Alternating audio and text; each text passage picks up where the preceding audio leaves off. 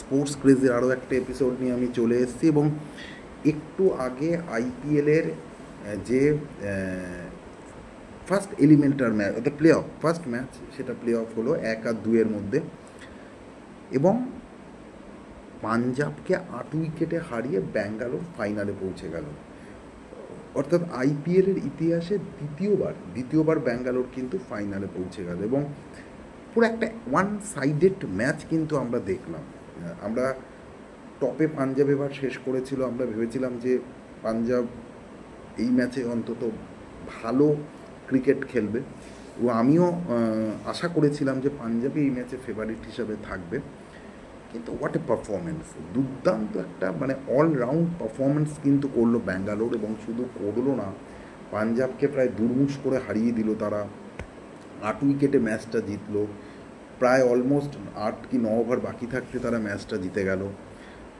একটু ম্যাচটা অ্যানালাইসিস করে দিই। ব্যাঙ্গালোর টসে জিতে পাঞ্জাবকে ব্যাট করতে পাঠিয়েছিল, মাত্র 101 রান, হ্যাঁ মাত্র 101 রানে কিন্তু পাঞ্জাব অল আউট হয়ে গেল। 101 রানে কোনো পাঞ্জাবের ব্যাটসম্যানও কিন্তু দাঁড়াতে পারলো না এবং এমন একটা সিচুয়েশান একসময় পাঞ্জাবের হলো যে তারা মুশির খানকে, মানে এই আইপিএলে প্রথমবার মুশির খানকে সুপার সাব হিসাবে নামাতে হলো যখন তাদের অলমোস্ট 6 উইকেট পড়ে গেছিলো আর্লি।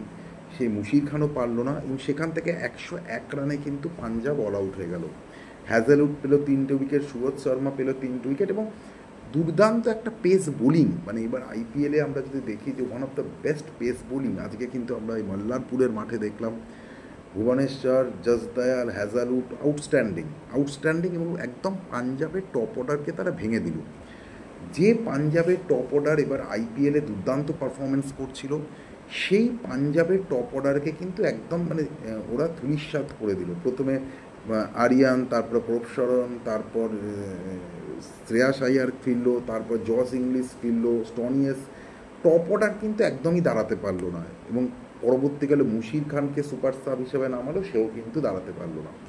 তো দুর্দান্ত বোলিং ব্যাঙ্গালোরের এবং প্রায় চ্যাম্পিয়নের মতো ক্রিকেট ব্যাঙ্গালোর খেললো। দুর্দান্ত জস হ্যাজেলউড, দুর্দান্ত জসদয়াল, দুর্দান্ত ভুবনেশ্বর কুমার, তারপরে সুয়াজ এলো, মানে প্রত্যেক বোলার দুর্দান্ত বল করলো এবং পাঞ্জাবের এই ব্যাটিংকে মাত্র 101 রানে কিন্তু রেস্ট্রিক্টেড করে দিল, মানে অল আউট করে দিল।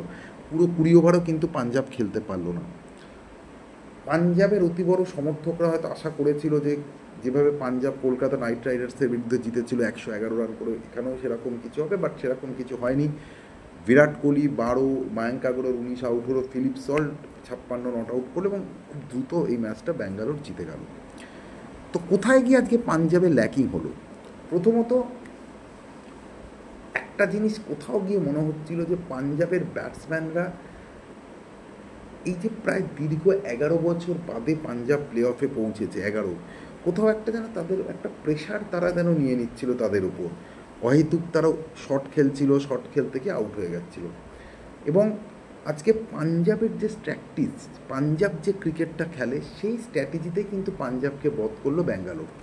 সেই বধটা হচ্ছে মানে অ্যাটাকিং ক্রিকেটটা পাঞ্জাব খেলে, তাদের 2 ওপেনার প্রভশরণ সিং ও পীয়ূষ খুব অ্যাটাকিং ক্রিকেট খেলে।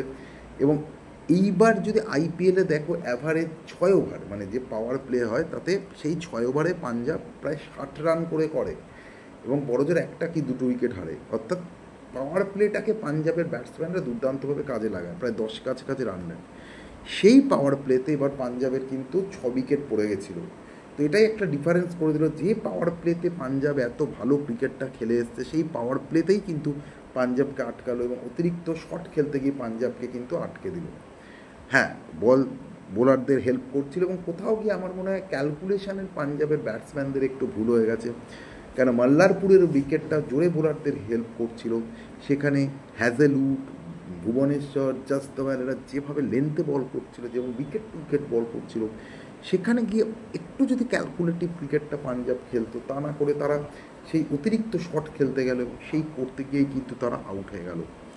আসলে কোথাও গিয়ে পাঞ্জাব হয়তো এই ক্যালকুলেশন করছিল যে আমরা আগে ব্যাট করে 190 বা 200-র কাছাকাছি করতে চাই, কিন্তু আজকে উইকেটটা ডিফারেন্স ছিল, বল জায়গায় পড়ে সুইং করছিল, সেই উইকেটে অতিরিক্ত শট খেলতে গিয়ে কিন্তু পাঞ্জাবের ব্যাটসম্যানরা তাদের উইকেটটা দিয়ে দিল। এরপরে আর ব্যাঙ্গালোরের ব্যাটিংটা খুব ইজি ছিল, খুব ইজিলি ব্যাঙ্গালোর সেই রানটা চেস করে নিল এবং ফাইনালে উঠে গেল দ্বিতীয়বারের জন্য। এবং সত্যি এবার ব্যাঙ্গালোর কিন্তু খুব ভালো ক্রিকেট খেলছে, রজত পাতিদার যেভাবে ক্যাপ্টেনশিপ করছে, যদিও আজকে মাঠে ক্যাপ্টেন মনে হচ্ছিল বিরাটকে, যেভাবে বোলার চেঞ্জ করছে, যেভাবে চার্জ আপ করছে, যেভাবে উইকেট পড়ার পর প্লেয়ারদের এসে জড়িয়ে ধরছিল, তাতে কোথাও গিয়ে বিরাটের ইনভলভমেন্টটা কিন্তু দলের মধ্যে বারবার ধরা পড়ছিল। ব্যাঙ্গালোরের প্লেয়ারদের মধ্যে মানে ছোট ছোট জিনিস, এই যে তাদের যে কোচ, তাদের যে প্লেয়ার, তাদের মধ্যে যে একটা জেল, সেই জেলটা কিন্তু আজকে বারবার, অ্যাটিটিউডটা বারবার দেখা যাচ্ছিল, যেটা কিন্তু পাঞ্জাবের আজকে দেখা যায়। যাক, পাঞ্জাব আরও একটা সুযোগ পাবে গুজরাট এবং এমআইয়ের মধ্যে, যারা জিতবে তাদের সাথে হোপ সেই ম্যাচে অন্তত পাঞ্জাব ঘুরে দাঁড়াবে।